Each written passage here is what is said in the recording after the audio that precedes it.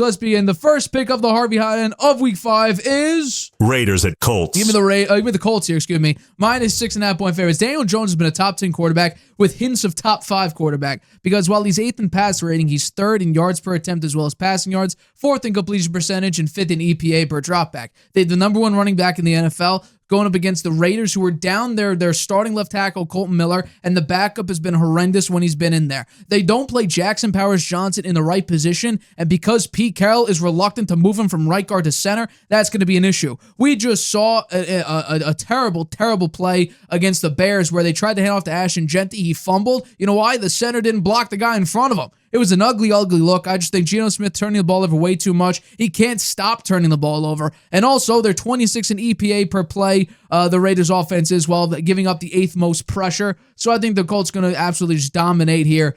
Give me the Colts. Daniel Jones being a top-tier quarterback this season. Surprisingly, give me them to cover the minus 6.5 point spread. They win 27-20. The next one. Broncos at Eagles. Give me the Broncos here. Minus 4.5 point underdogs. I'll take it all the way here. Eagles offense is 30th totally in the NFL. It's abysmal. While having Saquon Barkley and Jalen Hurts, they're only 15th in the running game. Their defense also has been lackluster through parts of the season here. And I think overall right now, it's not a good look for the Eagles. I think Broncos right now, their defense has been incredible. They're 6th in EPA per rush allowed and 8th in EPA per pass allowed. So they're not giving up big chunk plays in the passing game or in the running game especially, and that's what Jalen Hurts needs. Because, again, we saw last year when they relied on Jalen Hurts to throw, they went 2-2. So I think this is an opportunity for the Broncos defense, which is number 1 in pressure rate, to dominate here and keep Bo Nix in this game. It's a relatively low-scoring game, depending on, the magnitude of what these teams can do.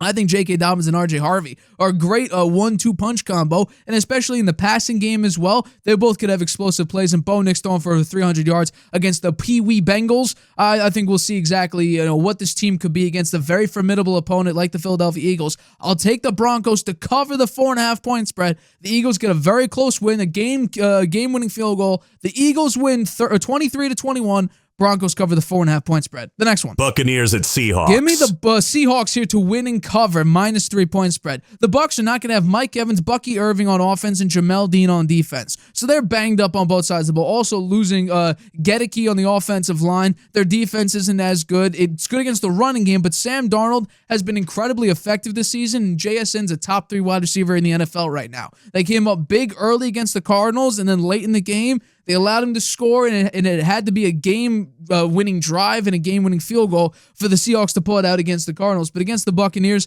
I think how much Mayfield magic, as you put it, are we going to see? I don't think we're going to see that much. I think with this banged up of an offense, Ibuka he's going to win Offensive Rookie of the Year. I don't think it's going to be Genty. I think it will be Ibuka for the Tampa Bay Buccaneers. But ultimately, I think the Seahawks are just a better team. They're going to have a really, really good defensive performance against the Bucs. I'll take the Seahawks to win 24-17. They cover the 3-point spread. The next one. Lions at Bengals. This one's going to be an absolute blowout. The Cincinnati Bengals, for some reason, are not looking at veteran quarterbacks. They trust Jake Browning and his 4-3 performance that he had the last time Joe Burrow missed a significant amount of games. I don't understand why. We saw the last 2 weeks. We had Isaiah Rodgers break the PFF grade record with a 99.9. You can't get higher than that against the Minnesota Vikings. I mean, you just can't do that. Isaiah Rodgers on the Vikings, 99.9 defensive grade against these Bengals. And then Bo Nix and the Broncos defense, which has looked shaky throughout the year, they forced the Bengals to 3 points and they barely get beyond the 50. Going up against the Lions team, which now we saw against the Browns and the Ravens, that the explosiveness of the offense is coming back, and even against the Bears too, they scored like 52 points. The explosiveness is back. The defense is coming up big in some big time spots here. I think this is a blowout, and I don't think the Lions are necessarily a team to let their foot off the gas, especially with Dan Campbell as a head coach. I think they go full throttle here. I'll take the Lions an absolute blowout. They win 30-14 and cover the 10.5 point spread. And the final pick of the Harvey Hot Hand, maybe some people will not agree with this, but I got faith based on the numbers. The last pick is Texans at Ravens. Give me the Texans here to cover a -1.5 point spread with the Lamar Jackson-less Baltimore Ravens. Awuzie, cornerback. Marlon Humphrey, defensive back. Lamar Jackson, quarterback. Patrick Ricard, their fullback. They're all pro fullback. They're all out. Kyle Hamilton, defensive back. He's questionable for the game. Didn't practice really at all this week. Oweh, pass rusher. He's questionable for this game. Didn't really practice much. Ronnie Stanley, who came out of the game against the Chiefs, he's also questionable. Didn't practice much this week. He was limited through a couple days of practice.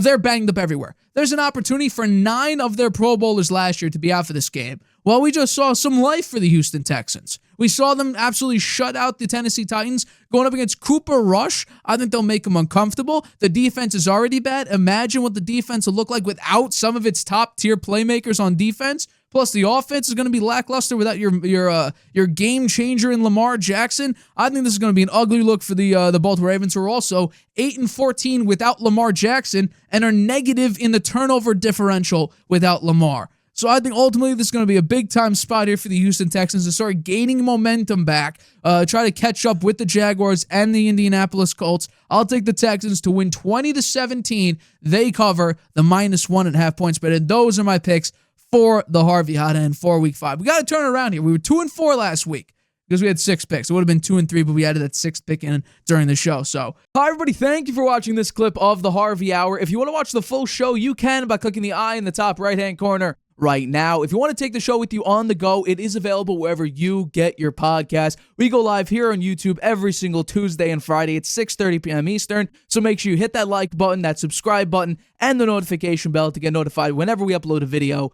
and whenever we go live.